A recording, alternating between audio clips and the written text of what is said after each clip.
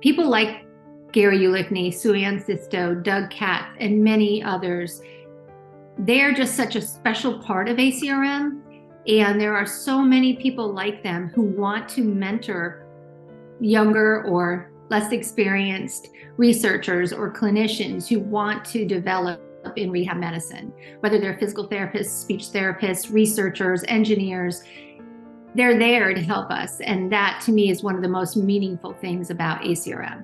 And ACRM, we really value our early career development program.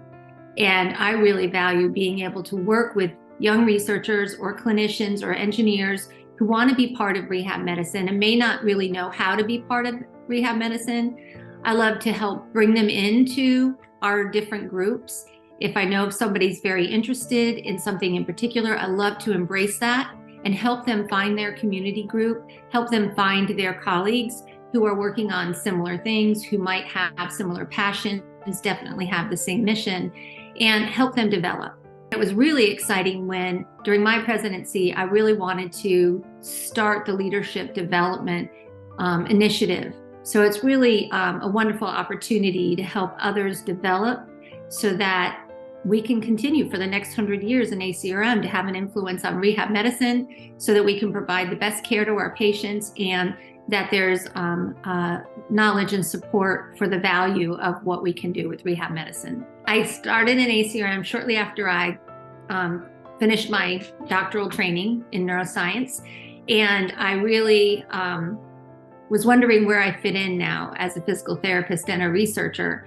And I was doing research in spinal cord injury, primarily focused in the upper limb and arm and hand rehabilitation. And so I had this little niche and I was looking for other people like myself. And I knew I couldn't just look for another physical therapist or another neuroscientist, that it was going to have to be something a little different.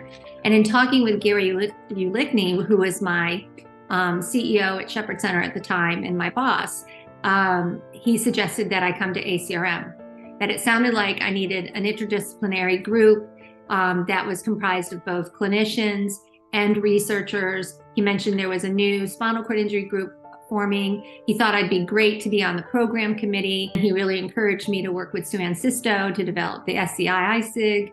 When I started doing multiple sclerosis research, he supported me starting the neurodegenerative networking group. He supported me in my growth at Shepherd Center, leading to where I am today as VP of Research and Innovation.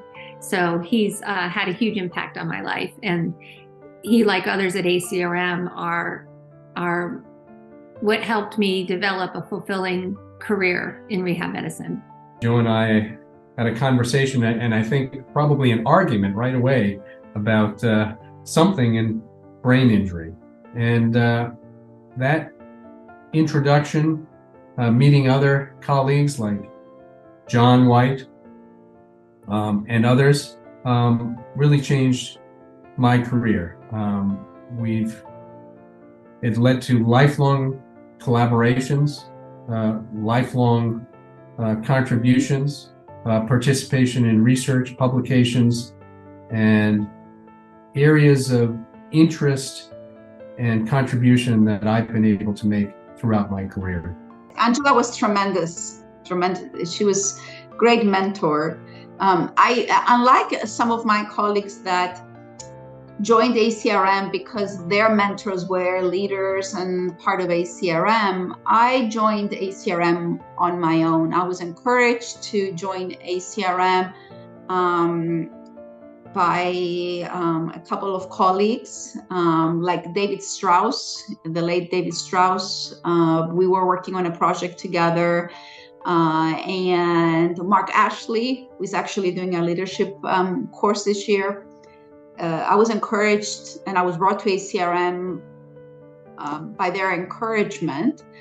But then Mitch Rosenthal, whom I have met at ACRM and before, because he was the editor-in-chief of the JHTR. And he encouraged me to participate in the International Committee, and Angela was chair. And as you know, Angela Colantoni is a great mentor. She really encourages young researchers and professionals to to grow. When we encourage people to get involved, most of the ACRM leaders can provide similar stories about how they became involved and learned and got to know about the organization, and then do different, engage in different leadership opportunities. I started doing some research that I decided would be great to publish at the annual meeting of ACRM and AAPMNR. There was a reception, open house, however you want to call it, on the first day in the late afternoon, where I went, and when I stepped in, a certain Marcus Führer, who I think at the time was president, was standing at the door and greeted me and shook my hand and asked why I was coming, etc. And he was such a nice, friendly guy that I decided, this is my club. And indeed, ACRM has been my club ever since. I pretty much dropped everything that as a sociologist I had learned and done, etc. And became a rehabilitation methodologist, statistician,